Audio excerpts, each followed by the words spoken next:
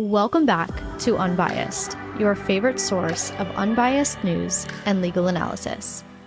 Welcome back to Unbiased. Today is Tuesday, April 23rd. This is your daily news rundown.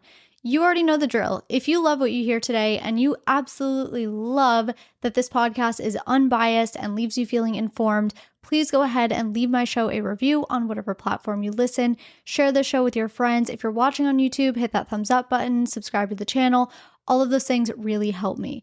In today's episode, we'll start with an update from yesterday's episode, and then we'll touch on a few stories from today. Now, this is a little bit shorter of an episode. There just wasn't much going on today, but that's okay because I have my work cut out for me tomorrow and Thursday. The Supreme Court is hearing arguments in two pretty controversial cases.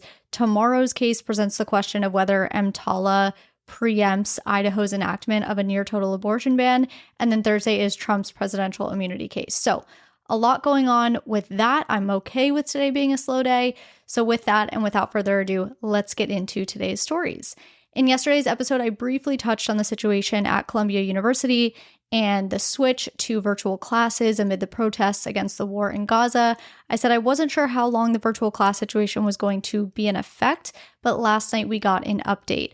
So the university released a statement that said all classes on Columbia's main campus would remain hybrid through the end of the semester, with the arts programs and practice-based programs being the exception.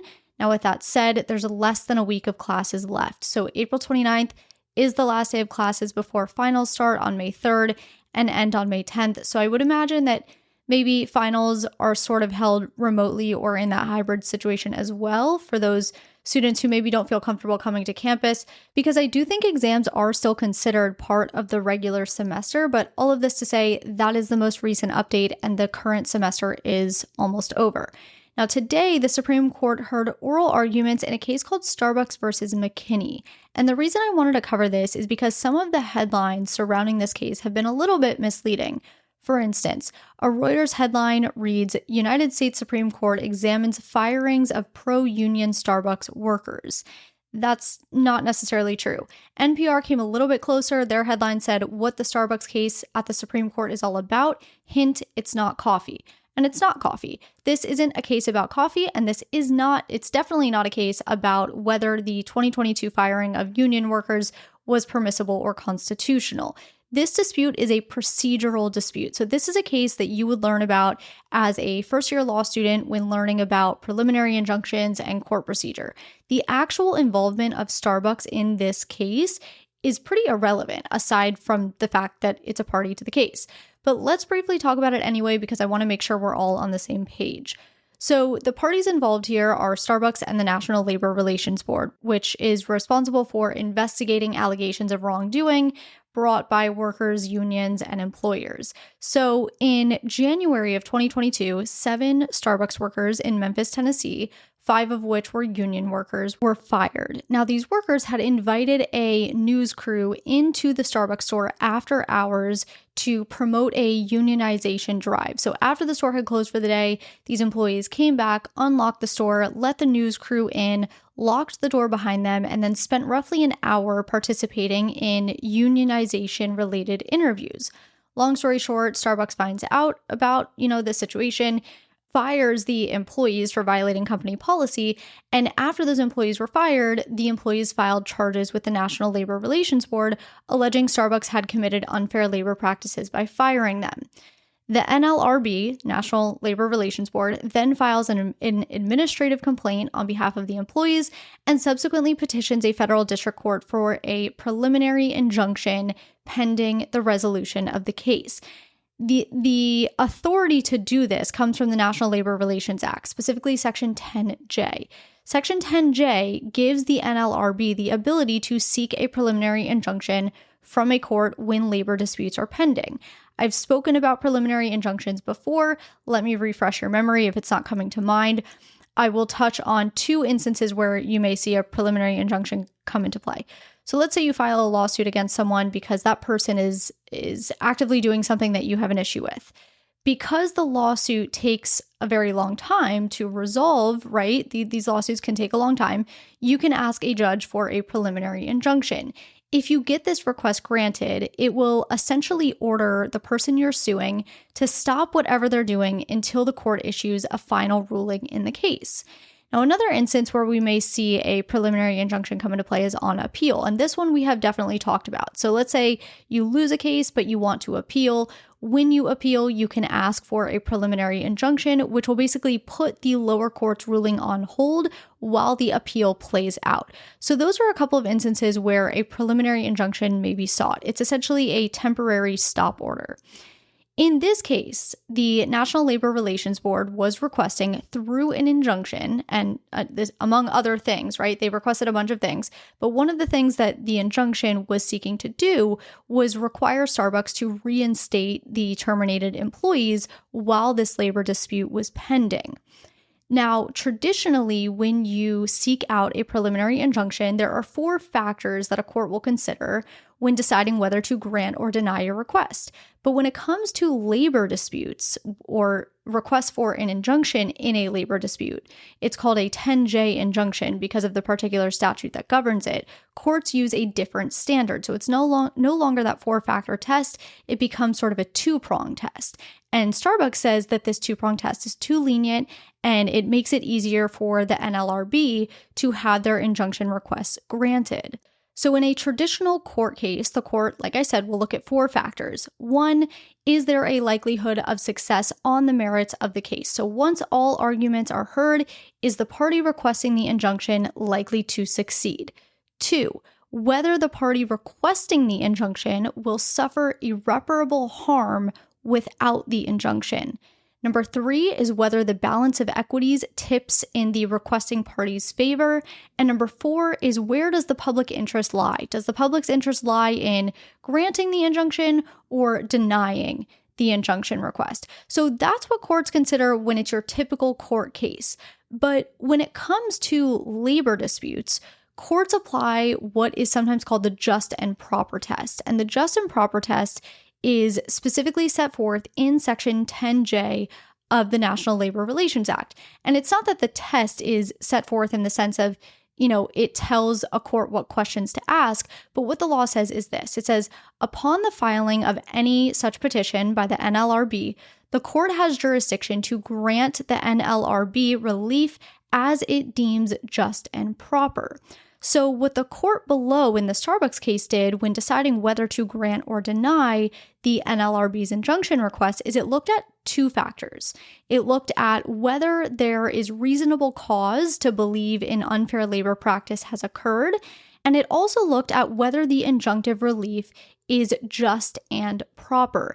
And again, Starbucks says that that is too easy. And based on that 2-prong test, the National Labor Relations Board will win on their request for an injunction nearly every time. So Starbucks says we need to start applying the traditional 4-factor test to labor disputes and get rid of this just and proper 2-prong test. So the question for the court here is whether a court, when assessing a preliminary injunction request in a labor dispute, must use the traditional 4-prong test or whether 10J injunctions are subject to a different, more lenient standard.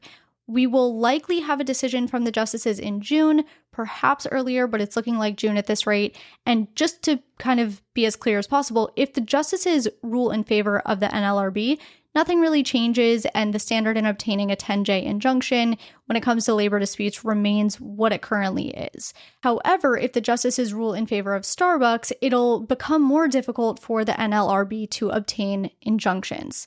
So that's what this lawsuit is all about, not about coffee, not about whether these employees were wrongfully terminated. It's a procedural dispute.